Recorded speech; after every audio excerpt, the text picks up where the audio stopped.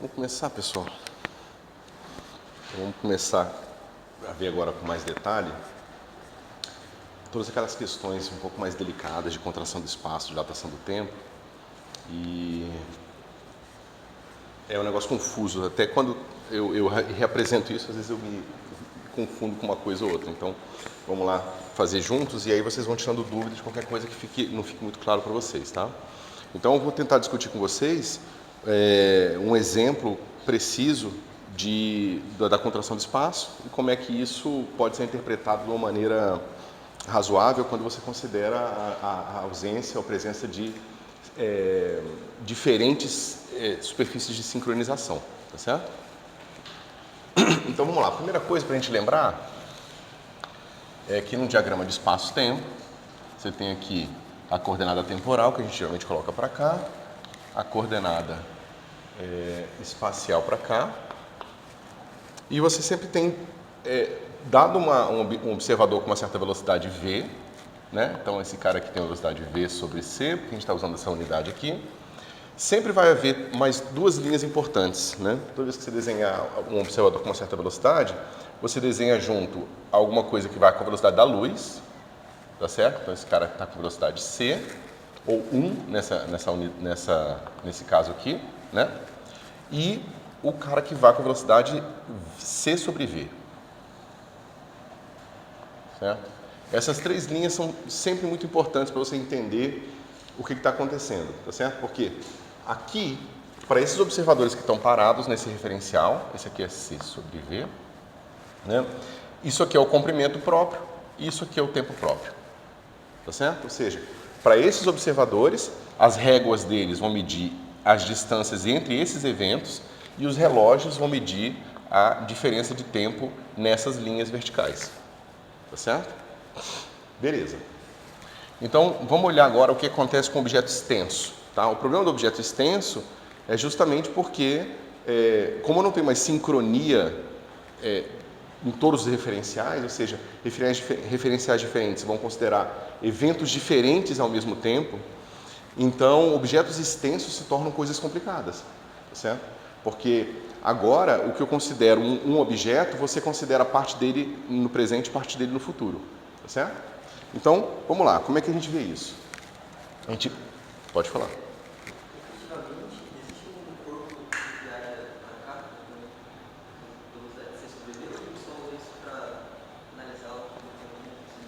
Não, as linhas com inclinação c sobre v são as linhas de simultaneidade para esses observadores aqui. Então, por exemplo, quando a gente desenha esse negócio aqui, a gente está desenhando essas linhas, tá? Eu não faço várias linhas porque na cabeça de vocês já entendem que eu estou, de certa forma, pressupondo uma série de linhas verticais paralelas aqui, né? E, ao mesmo tempo, quando eu faço a linha horizontal, é a mesma coisa aqui. Na cabeça de vocês sabem que significa uma outra coordenada, significa uma linha imaginária aqui com uma linha imaginária aqui. Então, eu acabo não desenhando. Mas isso é fácil de mentalizar porque são coisas paralelas. No caso de observadores com velocidade v sobre c, as linhas horizontais deles são essas aqui, são as paralelas a essa linha aqui. São todas as linhas com inclinação c sobre v. Tá certo? Então, do ponto de vista desse cara aqui, as linhas que fazem um ângulo de 90 graus no referencial onde esse cara está parado, nesse referencial não fazem mais um ângulo de 90 graus, pelo menos no gráfico. Agora, esse ângulo de 90 graus ou não é uma coisa meio irrelevante, porque o ângulo aqui importante é hiperbólico, tá certo? Isso aqui não é mais uma geometria euclidiana entre x0 e x1, tá certo? Mas é isso, não é que tem alguém viajando nessa velocidade. É que você precisa saber que essa é a inclinação das retas que esses caras vão considerar como pontos simultâneos. Certo? Aí você tem que imaginar todos os caras paralelos a esses caras aqui, tá certo? Como sendo simultâneos. E todos esses paralelos a esse cara aqui como sendo esses verticais, ou seja, são os observadores parados em relação a ele. Naturalmente, os observadores parados em relação a ele vão estar paralelos a ele, porque tem a mesma inclinação, ou seja, a mesma velocidade. Esses, sim, podem ser objetos físicos que estão, de fato, viajando. Tá? Isso está claro, pessoal? Claro, não sei se fica, mas assim, todos os elementos daqui estão compreendidos, né? Qual é o próximo passo? É você imaginar um objeto extenso. Então vamos lá, vamos pegar um objeto extenso na versão mais simples que a gente pode fazer, certo? Então, novamente, nosso gráfico do espaço e do tempo. Isso. Aí eu penso numa barra, né, de comprimento L. Essa é uma barra, ela tem comprimento próprio, vou botar um pezinho aqui só para lembrar que é próprio, é o comprimento da barra, tá certo? E esses pontos são os pontos simultâneos da barra, vistos por esses observadores. O que eu quero dizer com isso? Eu quero dizer que você tem um observador aqui, um observador aqui, um observador aqui e um observador aqui e assim por diante. Eu falo para todos eles olharem uma barra quando o relógio deles marcar x0 igual a 0. Digamos que seja aqui. Então eles vão ver esses pontos aqui. Eles vão dizer, esses são os pontos que constituem essa barra. Tá certo?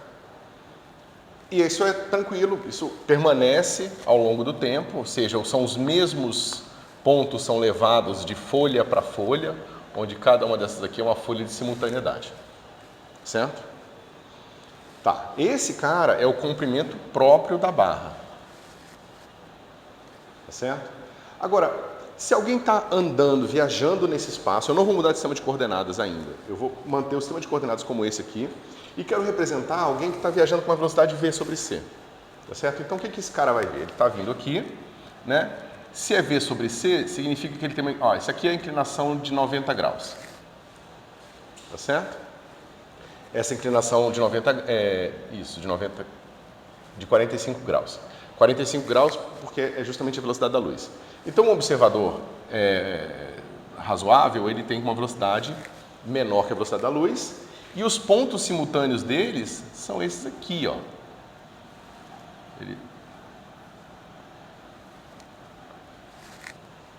Tá certo? Ou seja, esse cara, ele está com a velocidade v sobre c. Tá certo? Ele tem um conjunto de amigos dele, igual esse cara daqui, que vai ver os pontos e vai dizer, não, esses são os pontos simultâneos. Quais são os pontos que essa família de observadores com velocidade v sobre c vão ver como simultâneos na barra? Esses pontos aqui. Se eles tentarem discutir com o pessoal do referencial original, eles não vão concordar no que é a barra. Ele fala assim, ó, quando eu tirei a foto, eu vi, né, os caras com velocidade v sobre c. Quando eu tiro uma foto, eu vejo esses pontos aqui e chamo isso aqui, ó. Esse cara aqui é o P1, esse cara é o P2, ponto 2, esse cara é o P3. Essa coleção aqui de pontos constitui minha barra. Aí os outros caras falam, não, eu concordo que P1 faz parte da barra, mas os outros P2, P3 que você botou aí não faz parte da barra não, isso faz parte da barra em outro tempo. Para mim, a barra são esses pontos aqui, ó, que eu vou chamar de P e linha. Esses pontos são a barra nesse instante de tempo. E eles nunca vão concordar no que é a barra, tá certo? É claro que o ponto P2' eventualmente vai se transformar num outro ponto P da barra, mas ainda não, tá certo? Então, um objeto extenso, quando em movimento, ele sempre vai ter um pedaço no futuro e no passado, ou seja, os pontos que são simultâneos para eles, quando no referencial parado, vão ser pontos no futuro e no passado para outros observadores com uma certa velocidade, certo? Quanto que esse cara vai medir de comprimento, ou seja, esses pontos aqui, ó, eles têm qual comprimento? A gente já sabe fazer essa conta, né? A gente sabe que esses observadores, eles vão medir um certo L da barra aparente, que é o aparente, os observadores com velocidade v sobre c vão medir uma certa comprimento aparente, que vai ser o tamanho da régua que eles vão colocar para medir a distância entre esses pontos aqui, que eles consideram simultâneos, certo? Bom, mas a gente sabe fazer essa conta. Isso aqui é raiz de... Então, vamos lá. É sempre essa família de retas aqui. Essa é a velocidade V sobre C, são os observadores que estão paralelos a esse cara aqui, que vão, digamos, ver esse novo referencial. Essa aqui é a velocidade da luz, só para a gente ter como referência, e esse cara é a velocidade C sobre V.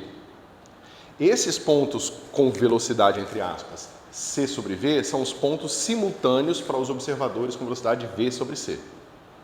Tá certo? Ou seja, esses caras aqui são simultâneos para o referencial, que está esse cara aqui, sendo que simultâneo é o seguinte: a gente chega, pega todos esses observadores e fala, ó, vamos marcar agora no relógio que agora é 0 o tempo, tá certo?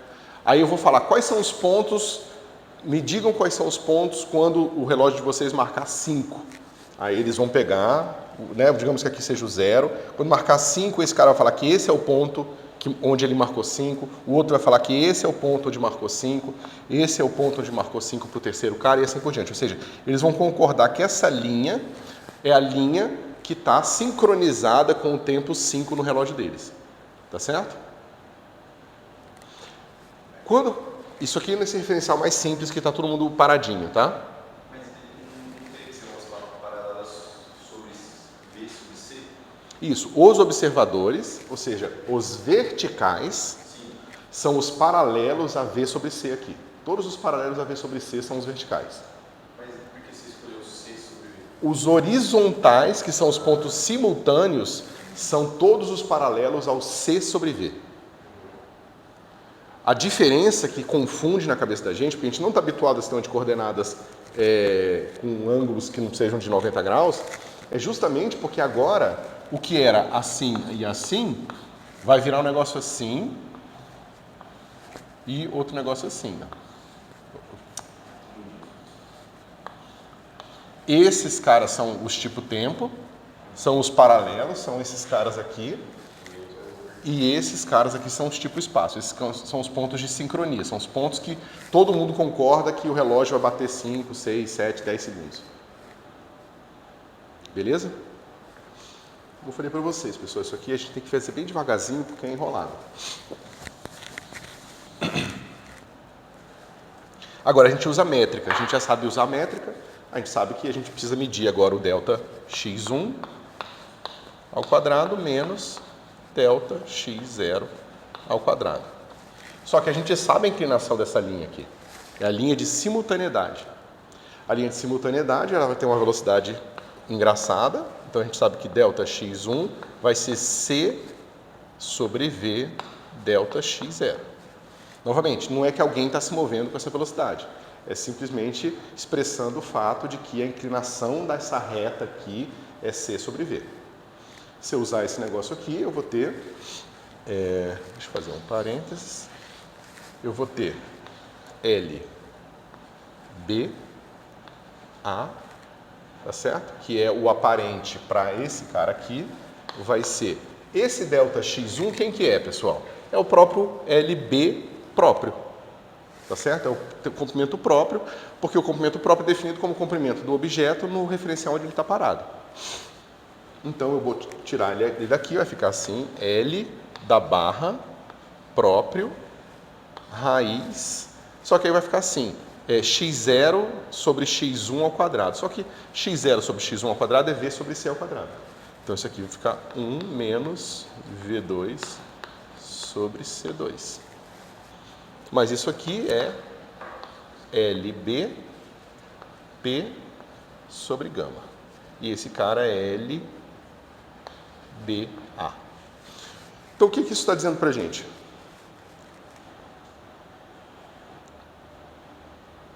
Que o comprimento aparente, ou seja, esses objetos aqui, os pontos que eles vão considerar simultâneos vão ter um comprimento que vai ser esse cara dividido por um número maior que 1, ou multiplicado por um número menor que 0. Só que é sempre um número menor que 0, menor que 1, certo? Se qualquer velocidade maior do que 0, vai dar um número aqui negativo. Então, isso aqui vai ficar 1 menos um número negativo menor que 1. Então, esse cara aqui é um número menor que 1. Tá certo? Exatamente. Ok? Então, é a mesma coisa você dizer que um objeto em movimento, aparentemente, tem um tamanho menor do que o tamanho real dele, se você quiser chamar de tamanho real, o tamanho próprio. Tá certo? A gente está nas linhas ali, né? De simultaneidade, a linha é maior que a outra. Essa é uma outra coisa que confunde na geometria, como é que se diz? Hiperbólica. Na geometria usual, você sabe sempre que a hipotenusa aqui tem um comprimento maior do que os catetos. Aqui não, porque aqui tem esse menos aqui. Então, na verdade, é sempre menor. É um negócio esquisito.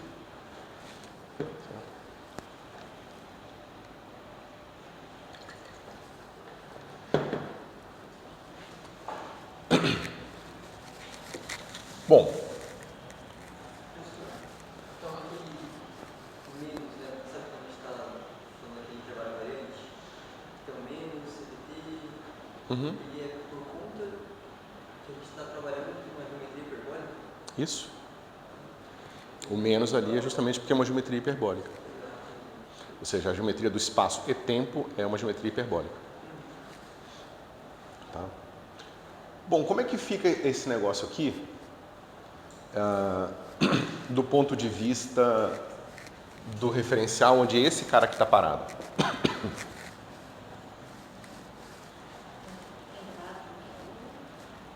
A gente pode desenhar aqui. Então esse cara aqui vai ser um certo x0'. É a mesma coisa, tá? Só estou fazendo por completeza porque a gente vai fazer esses dois enquadramentos e eu acho que a gente tem que escolher o melhor referencial para ver o que vai acontecer. x1', certo?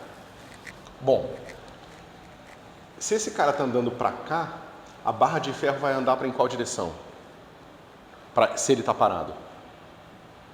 Para cá, para a esquerda, né?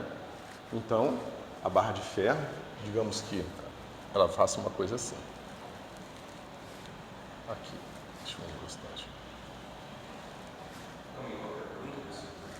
Como que essa mesma barra de ferro aqui, vista ora por esses observadores verticais, ora por observadores V sobre C, esse mesmo cenário é pintado do ponto de vista desses observadores aqui. Ó. Então, essa curva aqui tem inclinação menos V sobre C, que é isso aqui. Todo mundo concorda? Então, esse cara que está em movimento, ele vai ver a ponta da barra, ele vai passar pelo evento da ponta da barra, e depois ele passa pelo evento do fim da ponta, do fim da barra. Tá certo? Ok. Então, vamos ver como é que isso aqui está acontecendo. Qual é esse comprimento aqui, pessoal? Vamos ver se vocês estão acompanhando. Esse tem que ser o LP, isso. Esse aqui é o comprimento da barra aparente.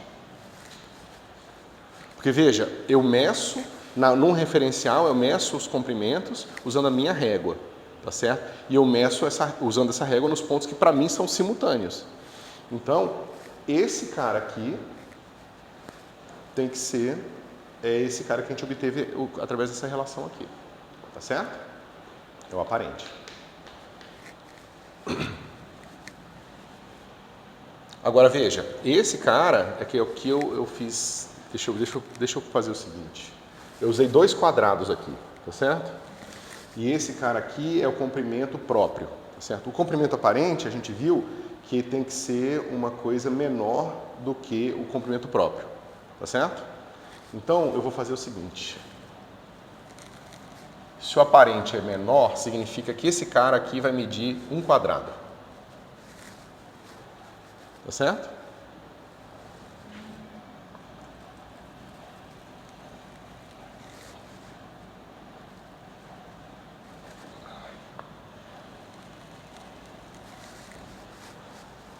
Ok? De forma que quais são os pontos agora simultâneos para esses observadores aqui? A gente pega aqui, escolhe esse cara aqui. Esse aqui é a velocidade da luz, andando na direção menos c, menos 1, né? velocidade da luz está para a esquerda só, mas é a velocidade da luz. E esses são os pontos simultâneos. Certo?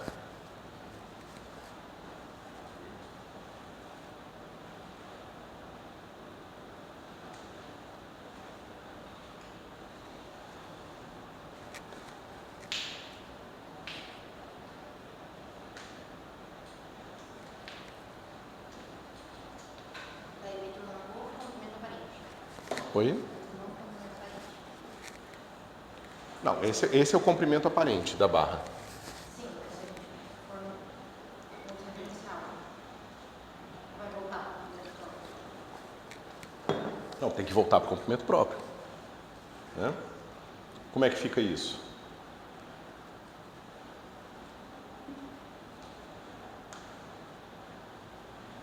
Né?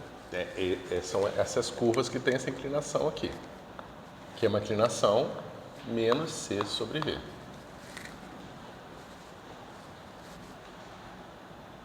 Isso parece que a gente chega numa contradição, né?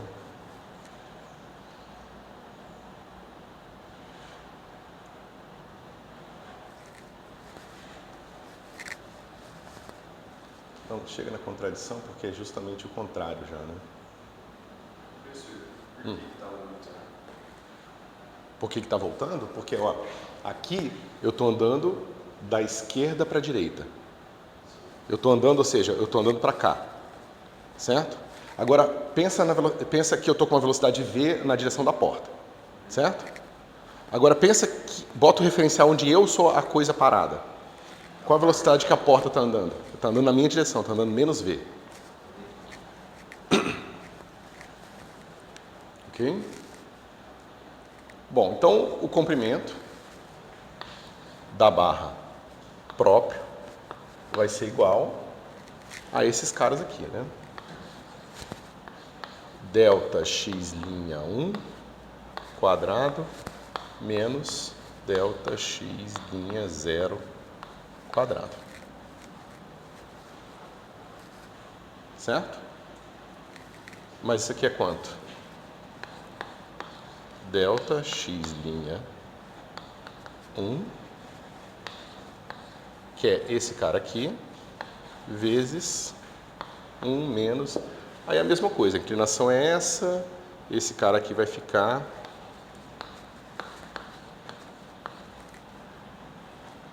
Certo? Só que parece que a gente fez...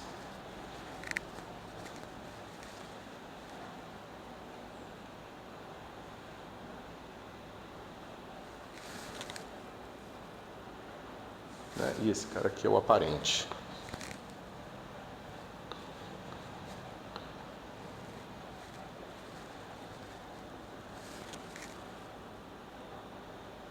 Esse já é menor.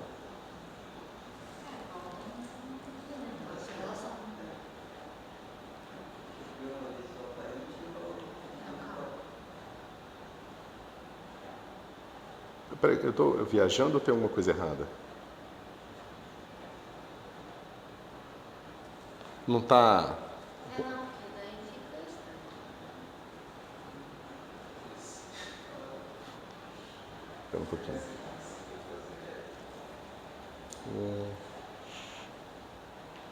Professor, essa área certa, ela muda para a invertida? É, porque tem que ser agora, essa distância aqui é a distância...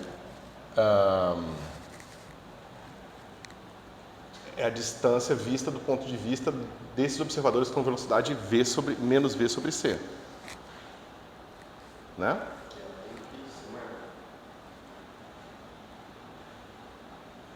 São a velocidade...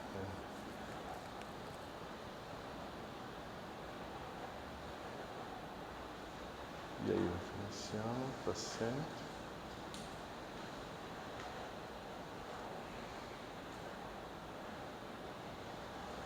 O que eu estou fazendo errado? Eu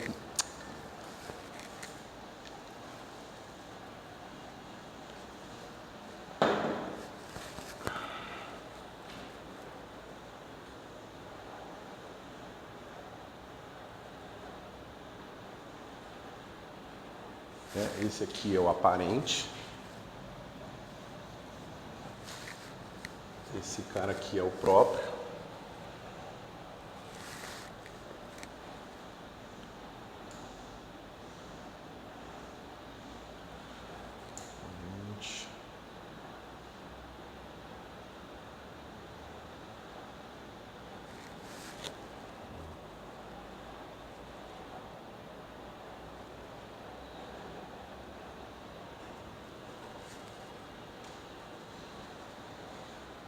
Qual que é o seu nível de prospecto?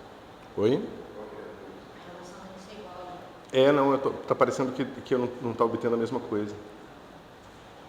Aqui, né? Parece que tá ao contrário. O que eu fiz de besteira? Eu fiz uma bobagem.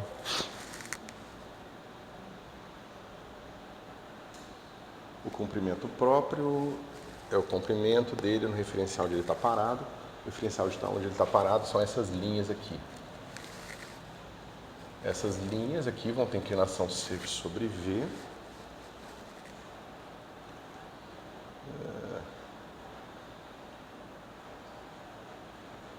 Né? E aí, se eu simplesmente substituo ali, vai dar o gama quadrado, está tudo errado. Não dá 1, né? Não, essa expressão que tinha que estar com o gama no lugar. Né? Aqui aparece 1 sobre gama, lá tinha que aparecer gama.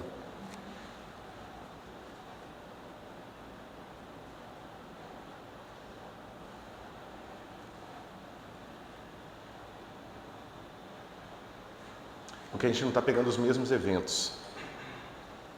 Essa barra aqui não deveria estar parada, só que é um pouco maior, porque a gente faz uma inclinação. Como é que é? Esse daqui. Essa barra, ela tem que estar com essa inclinação aqui, porque ela está com movimento. Não, ela deveria estar aqui, só que ela vê a barra do outro referencial fazendo. Essa mesma barra aqui, vista nesse referencial, ela está se movendo na direção da esquerda, igual o negócio da porta que a gente estava falando. Certo? Qual é a pegadinha aqui? São os eventos, né?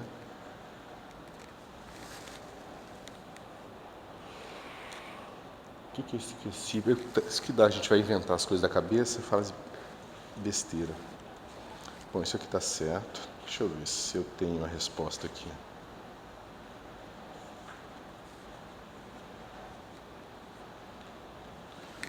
Deixa eu ver.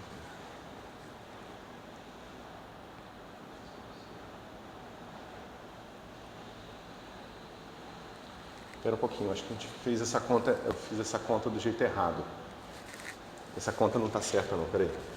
É isso. É claro. Eu fiz muito rápido, aí como eu não tinha feito minhas notas, eu não pensei direito. Vamos olhar direito o que está acontecendo aqui, né?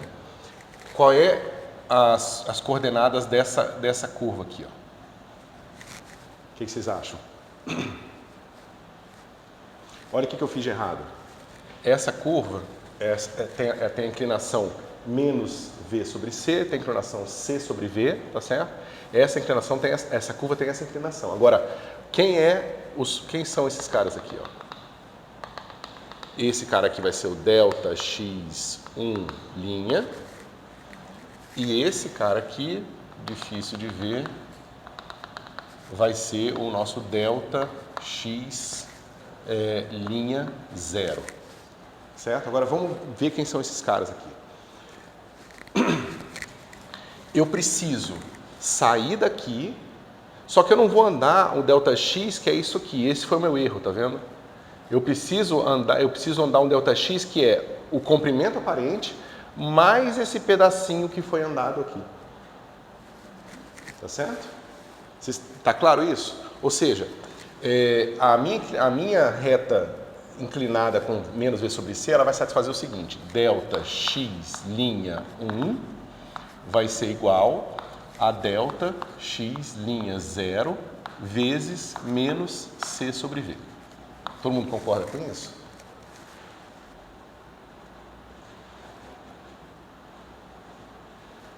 Tá certo? Agora, é que o meu desenho ficou horrível, né? Aonde vai estar a ponta esquerda da minha barra na hora que essa linha chegar nela? tem que ser o meu delta x' 1 tem que ser igual ao meu L da barra aparente mais o quê?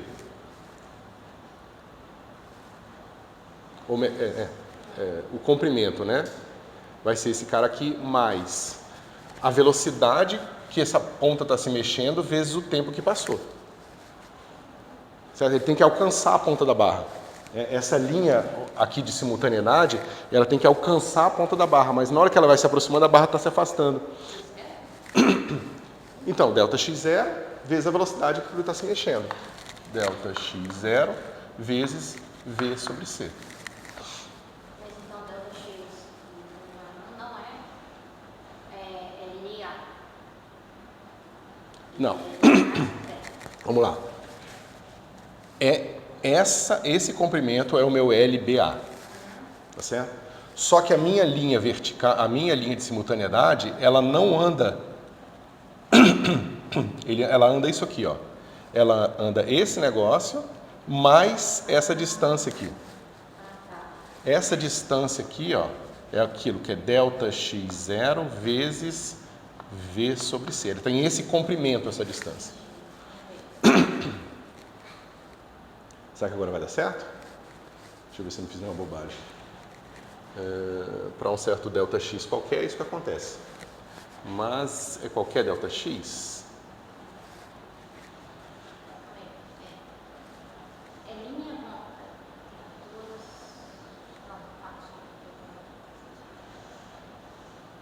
Peraí que agora a gente tem que...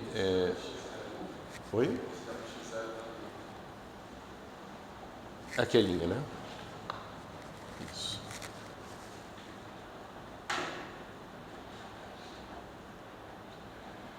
Ok.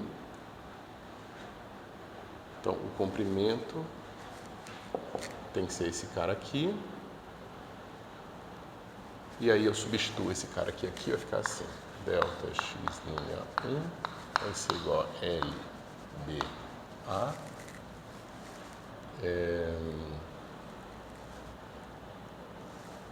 menos delta x'. Ó, eu substituí aqui, né? Então fica o delta x', o menos aqui, V2 sobre C2. Eu não sei quem é esse cara aqui ainda, eu estou resolvendo ele, tá? Então, passa para cá. Espera aí.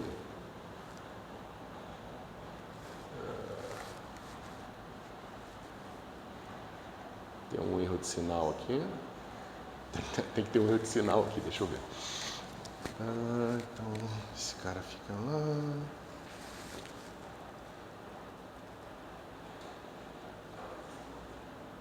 Isso está certo.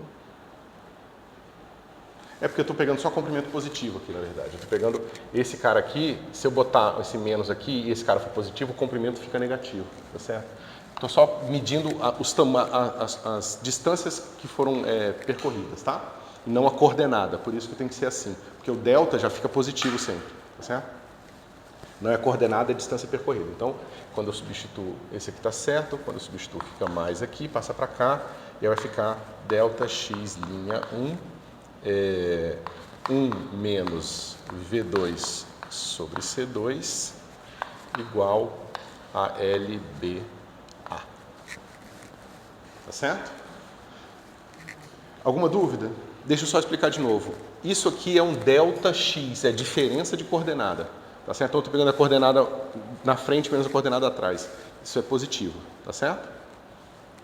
Por isso que ficou positivo ali. Eu estou pegando simplesmente esse comprimento aqui. Se você quiser pensar, é um módulo desse negócio, ok? Agora a gente viu a diferença entre delta x'' e o LPA. Porque o delta x'', ele é o LBA, que é esse comprimento aqui, mais o quanto que a minha linha de simultaneidade tem que percorrer para alcançar a ponta da barra que agora se move. Por que é LBA aqui? Ah, porque eu fiz besteira. É LB. Tá certo? Só que veja, esse foi o meu erro na conta, tá? Eu botei que aqui era LBA. Só que não é. Porque eu esqueci que tem esse extra aqui para andar. Pois é. Eu fiz rápido e não pensei direito. Então, mas esse cara aqui é o quê? É 1 sobre gama quadrado. Então vai ficar assim. Delta x' 1 é igual a gama ao quadrado LBA. Tá certo? Se eu substituo lá, eu vou obter o que eu deveria ter obtido antes.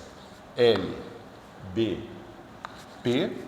vai ser igual a... Aí eu pego o meu delta x', substituo aqui, vai ficar gama ao quadrado LBA, e isso aqui é 1 sobre gama. 1 sobre gama. Certo? Eu corto esse 1 sobre gama com esse 2 e obtenho que LBP é igual a gama LBA. Mas isso é isso que eu tinha obtido antes, tá? Ok? O módulo, a minha confusão aqui na conta, ficou claro? Então, a gente tem que estar sempre atento para fazer essa continha, porque ela tem esse detalhe. Às vezes a gente esquece que as coisas estão se mexendo e essas linhas, para considerar uma coisa simultânea, elas precisam considerar o movimento da coisa que você está falando, certo?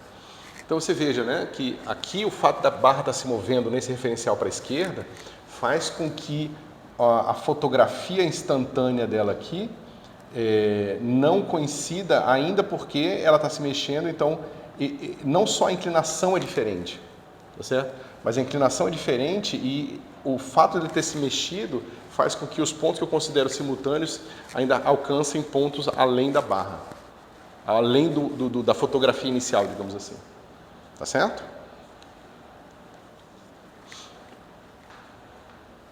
Ok. Bom, agora vamos fazer o seguinte. Isso aqui está dizendo para a gente que aparentemente essa barra é menor, tá certo? Do que ela é originalmente. Agora, se ela está se movimentando aqui nesse referencial e esse cara está medindo ela com essa régua aqui, significa o quê? Significa, por exemplo, que se eu pegar uma caixa, né, aqui a régua, a nossa barra, ela tem 2 quadrados de comprimento. Eu fiz ela 2 quadrados de comprimento.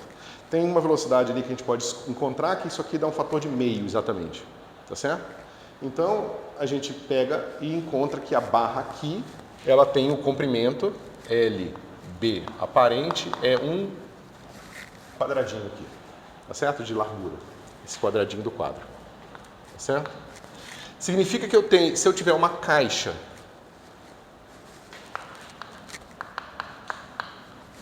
com um comprimento próprio da caixa de 1,5 quadrados, eu posso me perguntar, essa barra cabe na caixa ou não cabe na caixa?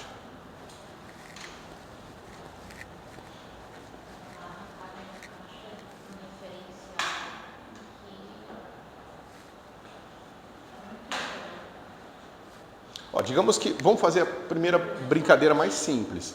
Vamos pensar nesse referencial aqui, onde a barra e a caixa estão parados. Eu posso botar a caixa onde eu quiser, ela vai 1,5, né? Então ela vai pegar uma coisa assim. Então, digamos que minha caixa está aqui e a minha barra está com 2 pontas para fora. Então, não existe nenhum momento em que todos os eventos que eu considero uma barra estão dentro da minha caixa. Tá certo? Eu posso mover a caixa para cá para pegar uma ponta, mas a outra ponta sai mais. Eu posso fazer isso aqui, paro um tempo, olho para essa fotografia aqui, tá certo? Então não dá, claramente, botar uma barra maior do que uma caixa dentro da caixa. Ponto final. Se as duas estiverem paradas. Agora, e se estiver em movimento? E a minha caixa estiver parada nesse referencial aqui, o que vai acontecer?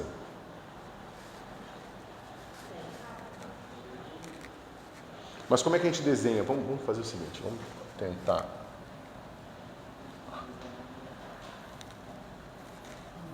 Vamos desenhar a caixa e vamos seguir os eventos. Isso aqui. Então vamos lá. A caixa ela é 1,5 quadrados, né? Então eu vou tirar esse negócio daqui. Okay. Então aqui, 1,5 quadrados.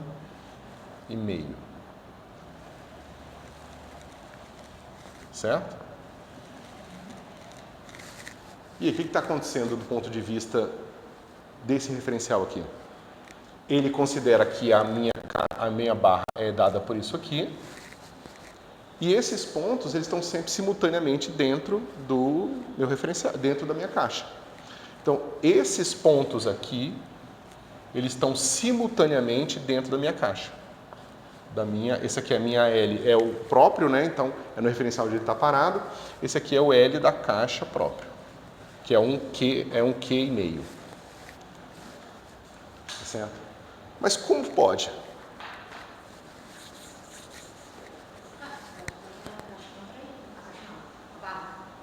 Mas a barra contraiu, assim, você acha que ela fisicamente foi achatada?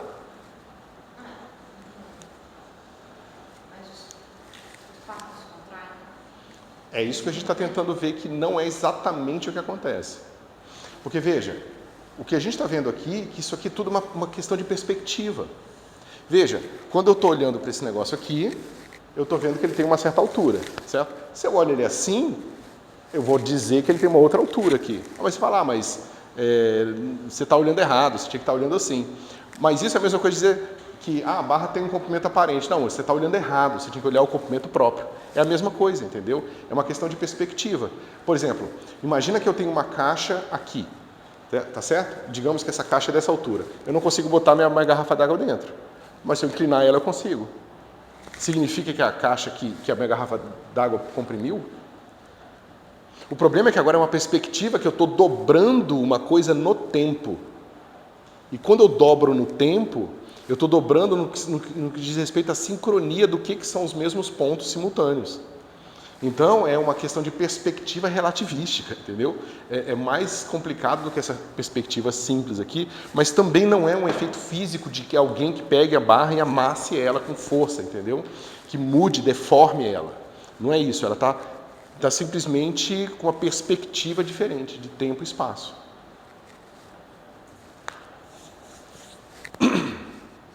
Bom, mas o que está acontecendo aqui do ponto de vista da própria caixa? O que vocês acham? Desculpa. O que está acontecendo aqui do ponto de vista da barra? Porque a barra continua grande.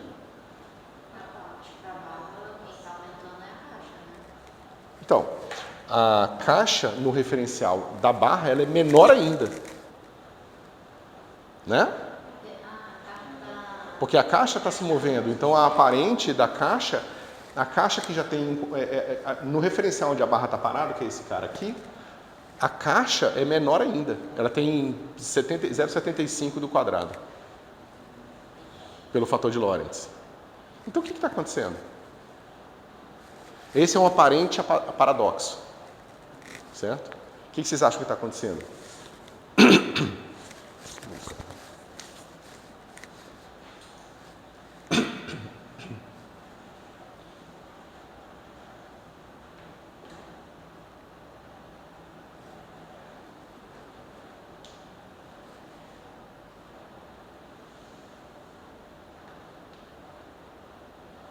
Vamos tentar desenhar esse cara aqui.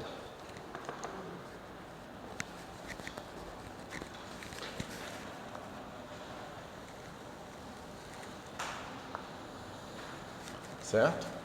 Vamos voltar para o nosso referencial original, onde a caixa está parada. A caixa está aqui, ela ocupa 2 quadrados, tá certo? Então a minha caixinha está aqui.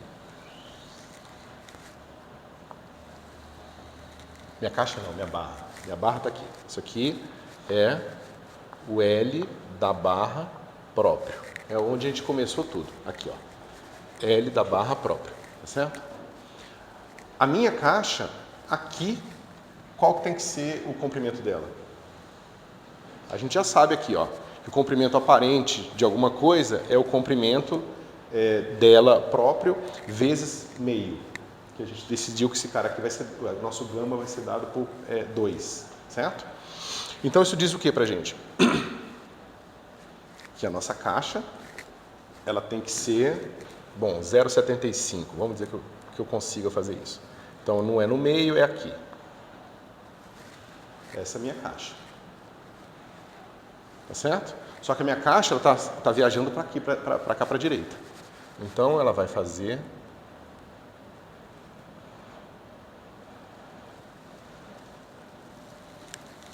isso aqui.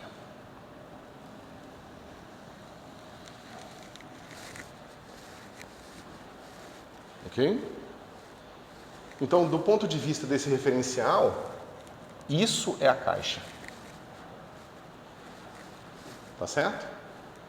Então, nesse referencial, essa caixa aqui, ela vai estar sempre com a ponta da barra para fora. Certo? Ou melhor, ou ela vai estar toda para a direita, ou aqui vai ter um pedaço da barra para a direita, para a esquerda, da fora da caixa. E quando passar para cá, a caixa vai ficar toda para a esquerda da caixa. A barra vai ficar toda para a esquerda da caixa. Mas, do ponto de vista da caixa, que é esse referencial aqui, ó, o que é a barra?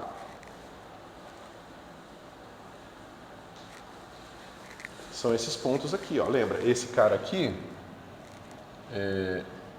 deixa eu pegar. Esse cara aqui é a velocidade da luz, tá certo?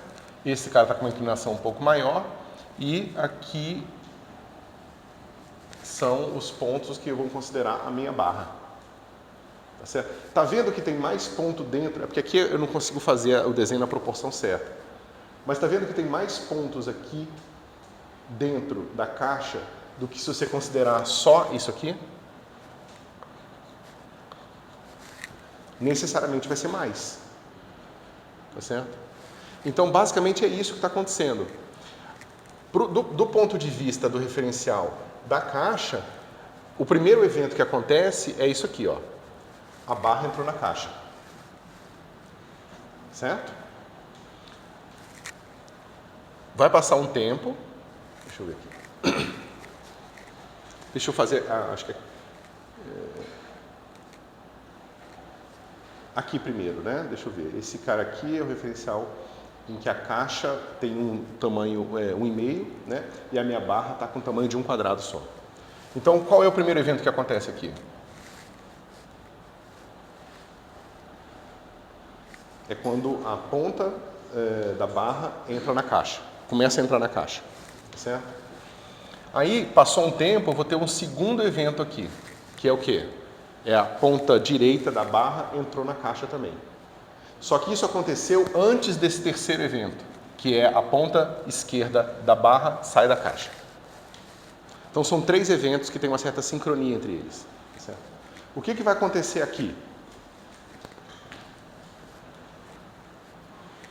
Primeira coisa é a ponta esquerda da barra entra na caixa. Tá certo? O segundo evento... Agora tem que tomar cuidado, porque os eventos são simultâneos aqui, ó.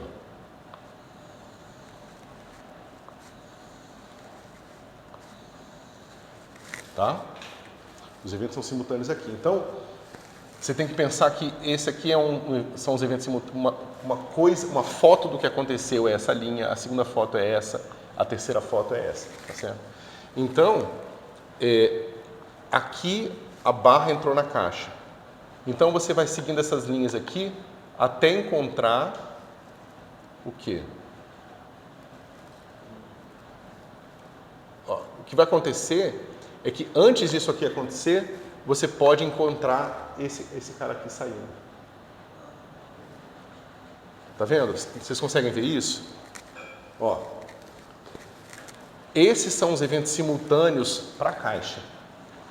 Então, você olha assim, esse cara viu a primeira foto, uma segunda foto, terceira foto, quarta foto. Só que, uma hora, esse evento pode acontecer, dependendo se a inclinação, se o desenho estivesse bom, esse evento acontece para essas linhas de simultaneidade antes desse evento aqui.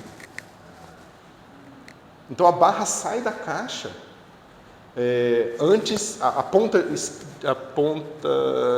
direita sai da caixa antes que a ponta esquerda entre. Esses dois eventos aqui, ó, eles trocam de posição. Um que era no passado do outro se torna no futuro do outro. E você inverte o que é passado e futuro.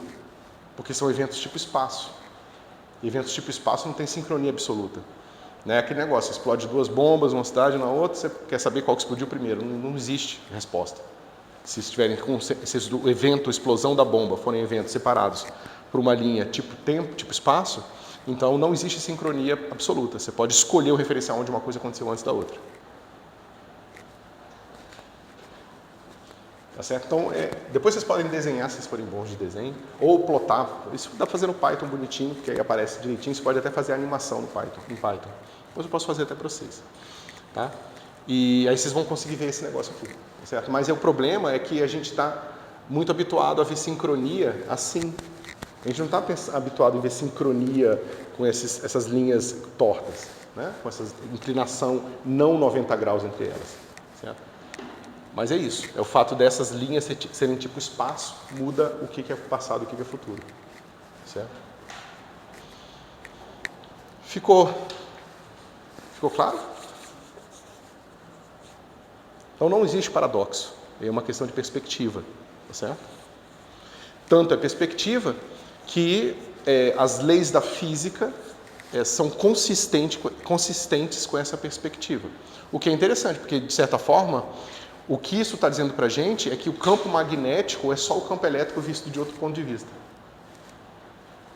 Porque quando a gente for ver a parte do eletromagnetismo, a gente vai ver que o campo elétrico e o campo magnético fazem parte de uma coisa só. E uma transformação de Lorentz transforma o campo elétrico em campo magnético. Então, na verdade, o campo magnético é só o campo elétrico visto de outro ponto de vista. Certo? Essas linhas que são tipo espaços. Uhum. O que fisicamente está acontecendo se a gente não consegue, por exemplo, estar nesse referencial tipo espaço? Não, veja. Um referencial tipo espaço, todo referencial é assim, né? Porque é uma linha de simultaneidade. A gente considera que a gente possui dentro desse espaço objetos rígidos que a gente usa como padrões de medida. Então, esses caras aqui que estão habitando esses espaços aqui, eles têm réguas que estão paradas do ponto de vista, paradas em relação a eles. Então, você tem aqui um fluxo de observadores, tá certo? Que estão vendo essas linhas aqui. Na verdade é assim, né? O fluxo de observadores que estão vendo essas linhas, eles possuem réguas. Eles botam a régua no chão e vejam e olham onde que passou as pontas da barra. É assim que eles fazem medida. Isso aí é algorítmico. Entendeu? Ou seja, quando eu estou desenhando esse cara aqui, ó, eu estou pensando o seguinte, tá vendo esses caras todos aqui? Todos eles estão carregando réguas, tá certo? E aí eles colocam a régua no chão e medem a distância entre esses pontos aqui dentro do espaço, dentro da folha espacial deles. E eles vão medir aqui, LBP. Tá certo? Quando eu boto esse cara aqui, esses outros observadores aqui vão também ter réguas deles que estão paradas em relação a eles. São réguas diferentes, ou melhor, são réguas que paradas têm o mesmo tamanho, mas essas réguas aqui estão todas em movimento em relação a essas réguas daqui. Tá certo? Quando esses caras aqui colocam essas réguas no chão, eles vão ver esse comprimento aqui. Ou seja, eles vão botar a régua aqui, e a hora que a barra passar por aqui, eles vão tirar uma foto e falar, olha, a ponta da barra estava nessa marcação da régua e essa outra ponta da barra estava nessa outra marcação da régua. E, portanto, eu vou dizer que, para mim, aparentemente, o comprimento da barra é esse cara aqui.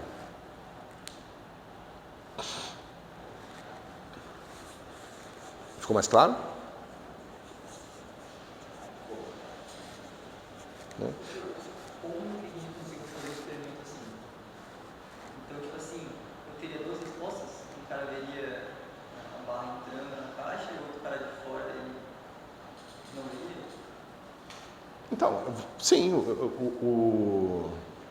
nesse referencial aqui, o cara vai olhar, digamos que a sua caixa sejam duas linhas. Ele vai ver entre as duas linhas.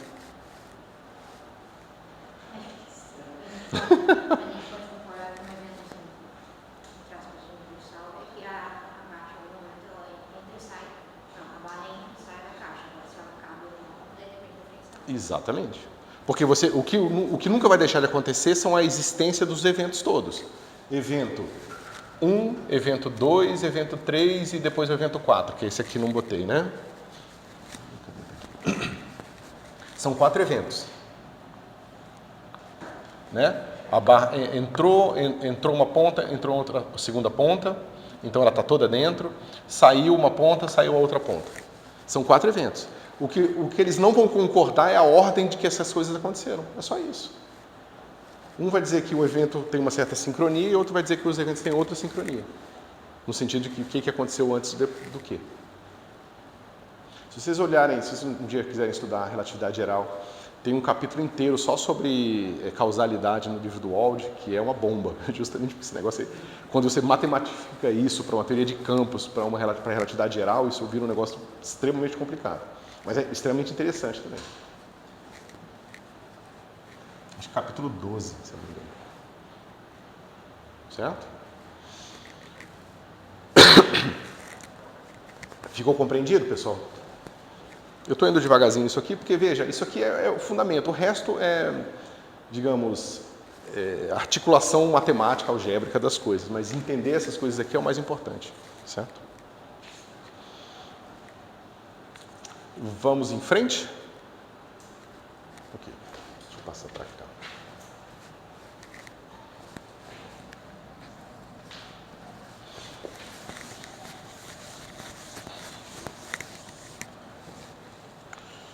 Bom, vamos ver aqui o tal do paradoxo.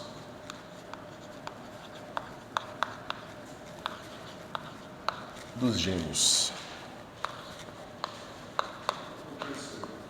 Oi.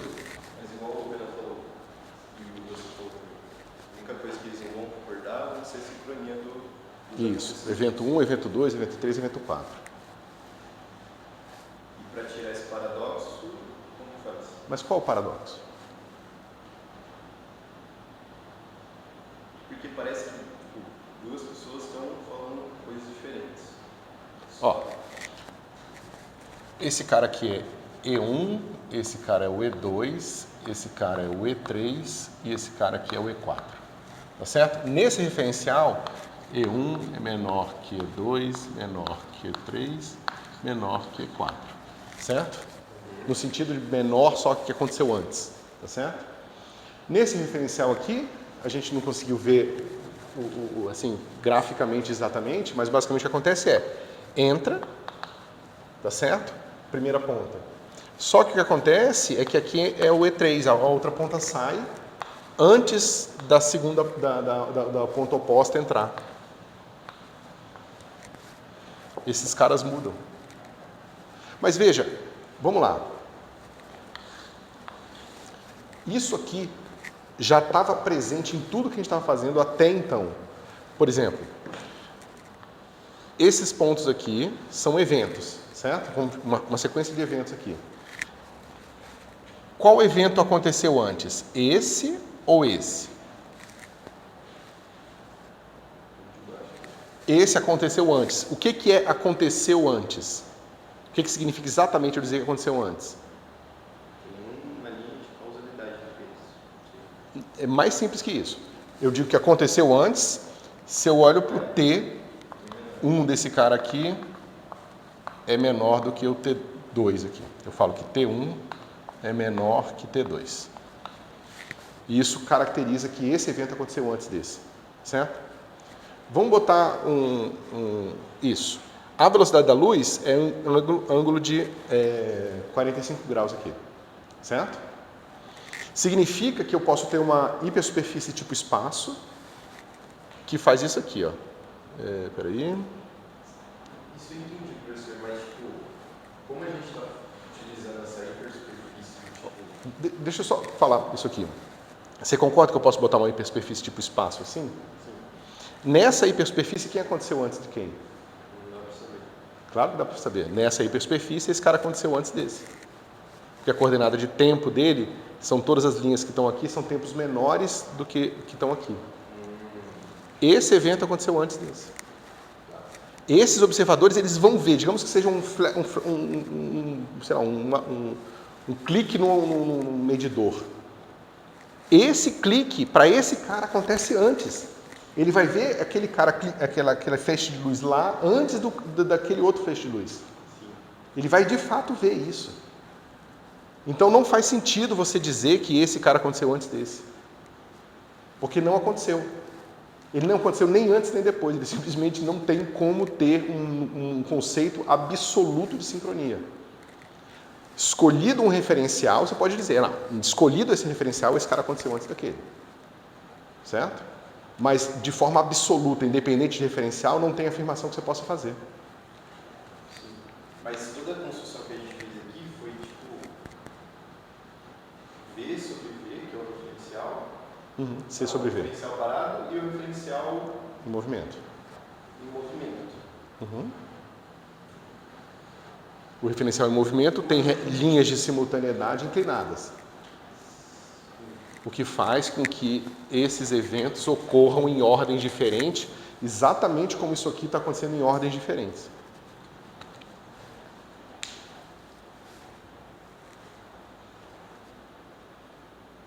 É confuso mesmo, tá? Não é para você achar, que legal, entender facilmente. É para ficar confuso mesmo. É que a minha confusão é porque eu entendi porque a gente usa réguas do referencial tipo espaço.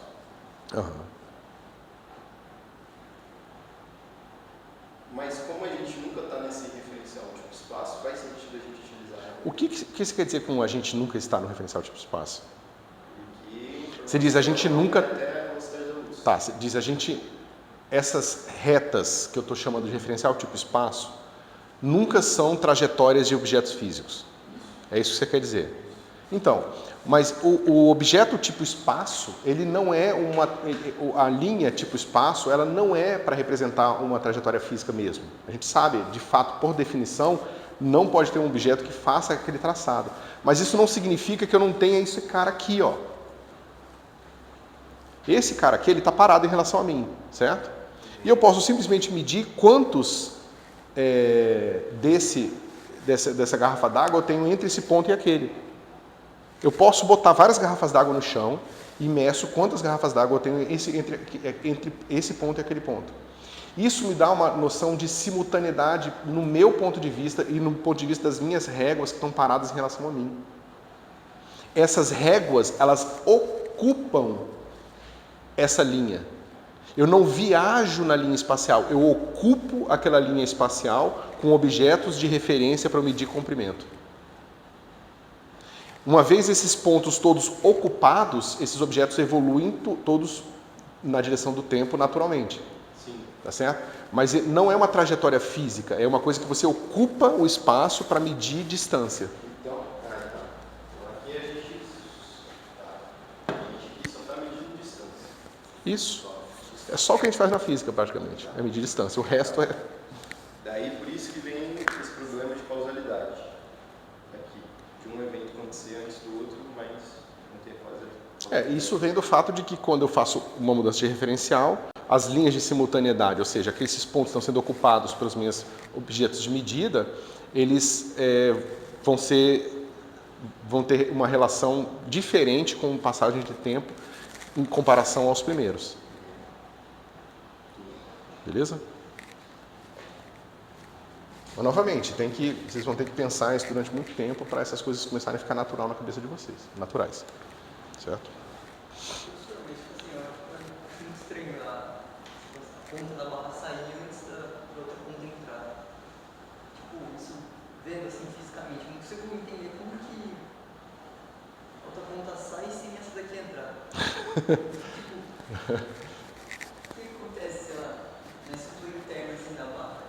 Nada. Como eu te falei, se a barra for constituída de matéria usual, que respeita as equações, né, de Maxwell, ou força forte, força fraca, todas essas forças são invariantes por mudança de referencial. Então, assim, se você pensa no seguinte, o elétron e o próton, tá certo? Aí você fala, bom, mas se eu faço uma mudança de referencial, a distância entre eles é diferente. Mas espera um pouquinho. Se a distância entre eles é diferente, então a força colombiana é diferente também, porque 1 sobre R vai mudar. Então, se eu estou no referencial com uma certa velocidade, aquela minha estrutura eletromagnética vai ter forças diferentes e aquele negócio quebra. Mas não é verdade, porque quando você mudar de referencial, esse cara que seria só interagindo pela eletrostática, passa a ter campo magnético. E aí o campo magnético entra na jogada de forma que a força é a mesma. Tá certo? Por isso que eu insisti em falar para vocês várias vezes, as leis da física têm que ser compatíveis com essas transformações de forma que as forças são as mesmas. Senão tudo explodiria na hora que você movimentasse. Então, por isso que o senhor disse que quando se a palavra encolhesse, assim, Isso. porque se ela encolhesse, as forças Internas seriam diferentes. Teriam que ser diferentes. Não tem mudança de força interna. Enquanto a física for invariante por Lorentz. eu consigo pegar, assim, sei lá, um pedacinho de chumbo que é muito denso e aí dar velocidade para ele passeie de modo que, sei lá, o raio dele fique menor que o raio de Schwarzschild. Comprimento de Planck. Sim, pode. Mas aí ele vira um buraco negro? Não, porque a relatividade também respeita as transformações. Aí você teria que fazer isso, faz um boost na métrica de Schwarzschild e vê o que acontece. Mas assim, não vai acontecer nada. Porque veja, você já está a 0,99,999% da velocidade da luz para alguma coisa. Tem um raio cósmico que está chegando com essa velocidade aqui, que para ele você já está aí. Por que você não está virando um buraco negro? É a mesma coisa. Tudo seria buraco negro se fosse assim, o tempo todo. A física seria instável, entendeu? Tudo ia ficar colapsando. Essa diferença de esse marco de distância tem algum limite? Porque tem comprimento de Planck, que seria a distância mínima. Teria para diminuir essa distância de referencial? Essa é uma pergunta excelente, porque, na verdade, o que você está tocando é o seguinte. Veja, a gente está falando de quantização, a gente está falando de teoria quântica, e a gente sabe que a distância e o tamanho dessas coisas tem uma influência muito grande. Só que aqui não tem nenhuma limitação nisso. O meu gama ele pode ser tão próximo de zero quanto eu quiser. Tá certo? E ainda mais com o argumento que eu dei de que existe sempre alguma coisa com uma velocidade muito alta em relação a mim, então fatores gama muito extremos acontecem o tempo todo. Então, o que acontece na física? A gente vai fazer a teoria de campos e na hora que a gente vai fazer as integrais, que vão dizer, por exemplo, as possibilidades de interação entre duas partículas, nessas integrais vão aparecer de zero a infinito, né? que vai estar associado a isso aqui. Tá? Então, as nossas teorias falham. Elas explodem, dá tudo infinito. Então, na década de 60, 70, quando as teorias de campos estavam sendo construídas, as pessoas achavam que as teorias estavam erradas, porque elas divergiam, essas integrais todas divergiam, por esse ponto que você está trazendo para a gente. Mas o que acontece, na verdade, é que a gente tem técnicas para jogar isso debaixo do tapete. A gente pega tudo que a gente não sabe e a gente diz, bom, existe alguma física lá que eu ainda não sei, mas eu consigo provar que ela integra dentro de uma outra coisa. O que eu quero dizer com isso? Quando você está pegando um fluido, você pode pegar que densidade, temperatura e descrever o fluido. Você não precisa descrever as moléculas dentro do fluido. Mas o que aconteceu com a dinâmica entre as moléculas? O que aconteceu com a força de Van der Waals lá entre as moléculas? Aquilo ali, de certa forma, é o que deu origem à viscosidade, a isso e aquilo outro. Então, quando você pega a teoria de campos, você integra a parte ultravioleta da teoria, que seria essa parte extrema da teoria, e você consegue renormalizar a carga do elétron, a massa do elétron. Então, o grupo de renormalização é uma técnica matemática que você consegue traçar uma teoria efetiva em que toda a parte desconhecida, que seria essas partes de momentos de comprimentos do tamanho de Planck e tal, estão incorporadas nessas cargas efetivas. Então, é como se a nossa teoria de campos fosse uma teoria de campos efetiva, assim como a gente tem uma teoria efetiva para descrever um fluido. Tem gente que, do ponto de vista filosófico, acredita que todas as teorias da física são efetivas, sempre. Não existe teoria fundamental. Só existem teorias efetivas em que você integrou um pedaço da teoria que você ainda não consegue descrever e isso gerou operadores na sua teoria efetiva. Eu não sei se era exatamente essa a sua pergunta.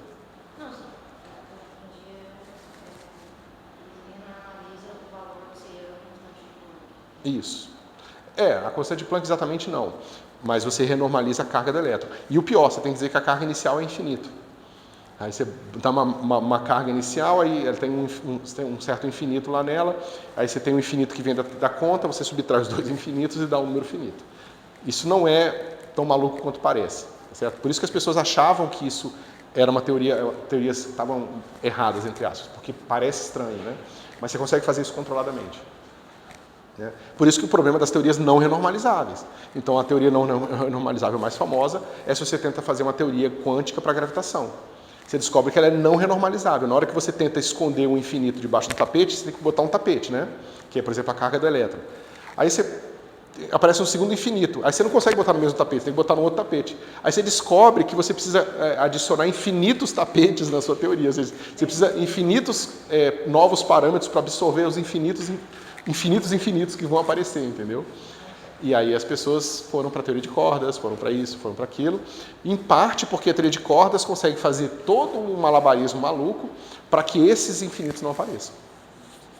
Para que não tenha esse problema da renormalizabilidade. É uma teoria completa que eles chamam, né? É completa no ultravioleta. Ela descreve tudo até qualquer escala. Não tem uma escala de Planck ali, ou H cortado, alguma coisa que vá atrapalhar a teoria. Ela está descrevendo já toda a natureza de uma vez, acabou, não tem conversa mais. Por isso que é tão atraente, né? Do ponto de vista da física teórica. Infelizmente, aparentemente não funciona.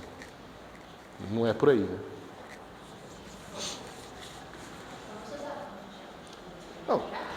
Não tem nenhuma evidência e todas as possibilidades de efeitos que a gente já conseguiu vislumbrar não foram observados.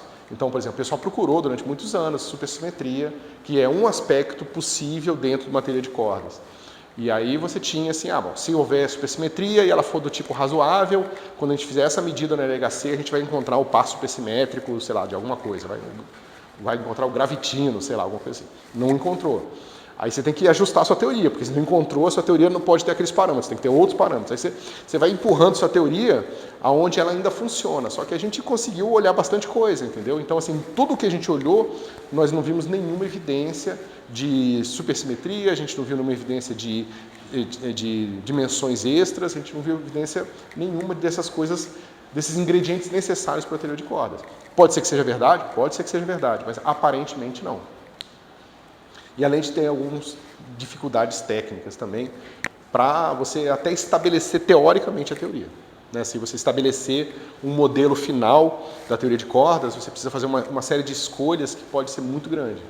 Assim, é que eles chamam do problema do pântano. Né? São muitas possibilidades que você tem de parâmetros para você ajustar a sua teoria.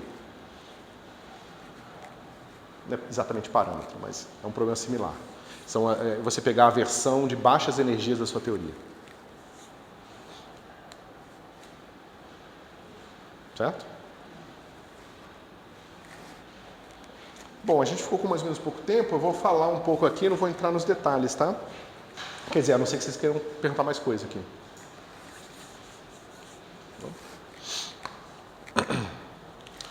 Bom,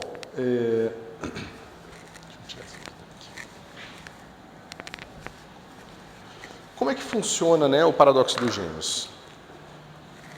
Você tem aqui, novamente, nosso gráfico do espaço e do tempo. Você tem um referencial, esse cara aqui tem um relógio, são os relógios medidos por esses caras que estão parados aqui, e as coordenadas. Você tem dois gêmeos, ou, sei lá, qualquer duas coisas sincronizadas inicialmente, com um relógio. Esse cara continua parado aqui, tá certo? Esse cara anda até aqui, para, acelera na outra direção e volta. Certo? Qual o tempo próprio medido por esse cara que ficou parado? É ΔX0. Certo? A gente sabe que o tal dele é igual a ΔX0. Todo mundo concorda?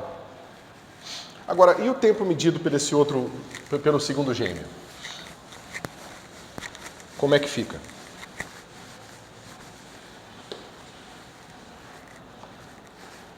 Digamos que a velocidade aqui seja mais v sobre c e aqui é menos v sobre c. Se é a mesma velocidade de ida e de volta, significa que o tempo que ele passou indo tem que ser metade desse tempo aqui. Certo? Qual foi o tempo próprio para esse gêmeo que se moveu até aqui? É fácil, a gente sabe que o delta x1 dele vai ser delta x0 sobre 2 v sobre c. Todo mundo concorda? Né? Que esse cara aqui é o delta x1 do gêmeo que se moveu. Tá certo? E se eu sei isso aqui, eu sei que o tempo próprio medido por esse gêmeo, esse aqui eu vou botar o tempo próprio 1 aqui, e o tempo próprio, metade do tempo próprio, né? Medido por esse cara aqui, vai ser dado por esse cara aqui, né? Então, a gente vai ter aqui raiz de delta x0 ao quadrado menos delta x1 ao quadrado. Ok? Então, aqui eu posso substituir, vai ficar delta x0, eu só botei aqui em evidência e tirei, e aqui, espera um pouquinho, porque aqui é sobre 2 também. Tá certo? Porque eu estou fazendo só até aqui, ó. E até aqui é delta x, né? Esse pedaço aqui é delta x0 sobre 2. Tá certo? Então isso aqui vai ficar delta x0 sobre 2 vezes raiz de 1 menos v2 sobre c2. Então o que aconteceu com o tempo próprio desse gêmeo aqui? Né? C. Esse aqui é o 2, né? Esse era o 1. C2 vai ser igual a tal 1, raiz de 1 menos V2 sobre C2. Né? Eu só peguei esse negócio e multipliquei por 2, porque o tempo próprio aqui é igual ao tempo próprio aqui, porque a velocidade é a mesma, tá certo? Eu fiz rápido para a gente só ver o panorama do que a gente vai explorar na próxima aula, tá certo? O que isso diz pra gente?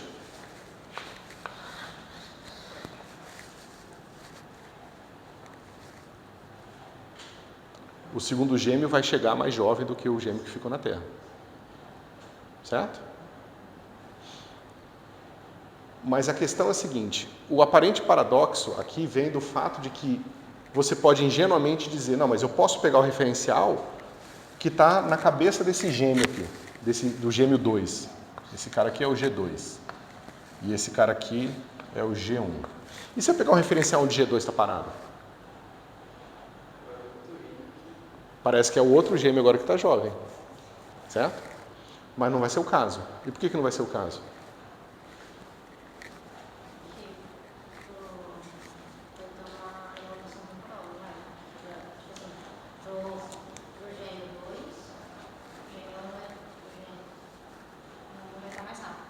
Uhum.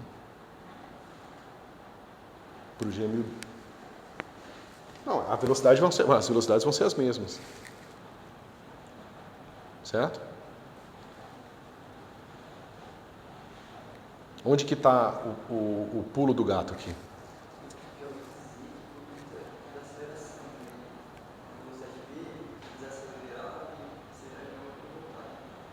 Tudo bem. O problema é que, para que você consiga perceber essa dificuldade, você tem que entender o seguinte. Quando eu escrevo um referencial, quando eu começo colocando x0 e x1 aqui, eu estou pressupondo que esses caras não têm aceleração nenhuma. Eles não podem ter nenhuma aceleração, em nenhum momento. Tá certo? Para ser caracterizado um referencial inercial. Se eu desenho o referencial onde esse cara está parado, aqui, pior ainda, o que acontece de pior, né, para confundir, para deixar mais confuso, é que a aceleração é instantânea. Então eu meio que consigo desenhar um referencial onde aparentemente esse cara está parado. Mas ele não vai ser um referencial próprio, ele não vai ser um referencial consistente com as nossas hipóteses originais. Porque ele é um referencial que tem uma aceleração no meio. Tá certo? O que eu vou fazer para vocês? Eu vou, em vez de fazer um exemplo assim, onde eu tenho um bico, eu vou fazer um exemplo suave. eu vou fazer esse gêmeo 2 aqui, está numa trajetória mais natural, de um foguete que acelera, depois desacelera e volta. E aí a gente mede o comprimento dessa curva aqui, tá certo? E aí a gente começa a ver o que precisa fazer para a gente definir referenciais não inerciais. E uma vez que a gente tem em mãos o ferramental para descrever referenciais não inerciais, aí a gente consegue fazer essa conta numa boa e mostrar que não tem ambiguidade aqui. Na hora que nós mudarmos o referencial para o referencial onde esse cara está parado, a nossa métrica muda, porque é um referencial não inercial.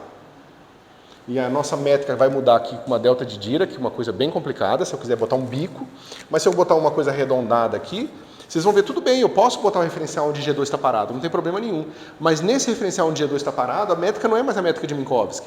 Então aquele tempo que você poderia ingenuamente pensar que a diferença de coordenadas vai ser o tempo próprio, não vai ser mais o tempo próprio. No referencial não inercial, a diferença de coordenadas não é mais o tempo próprio. Entendeu? Então o aparente paradoxo vem do uso indevido de referenciais não inerciais. Tá certo? E a gente vai introduzir todas as ferramentas para fazer essa conta. E na próxima aula a gente faz isso. Beleza?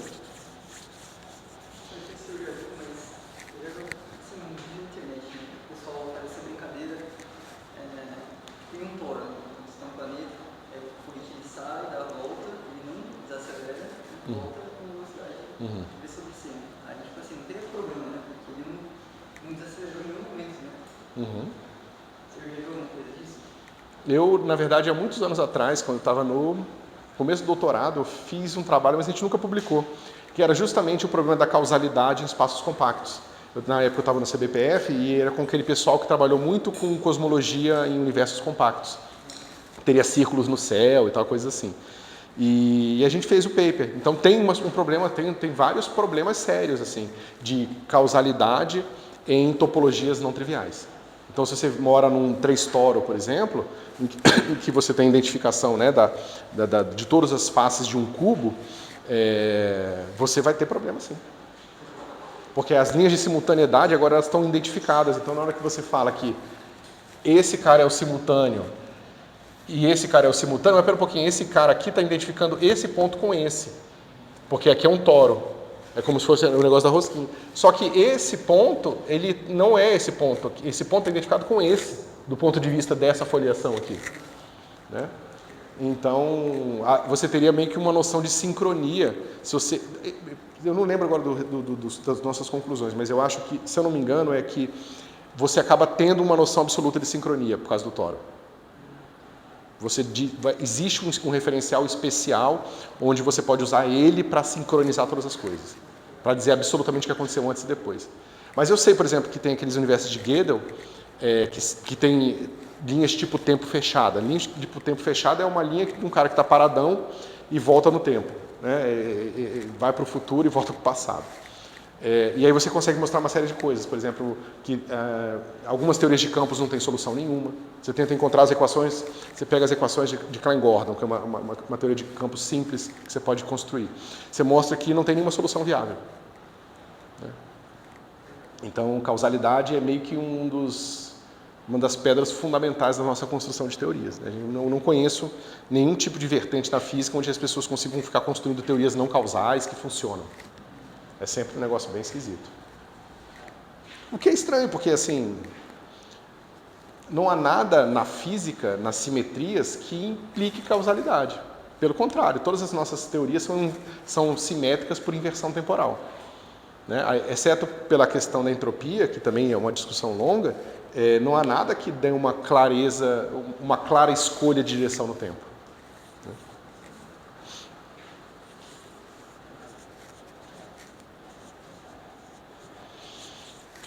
Beleza, pessoal? Vamos encerrar?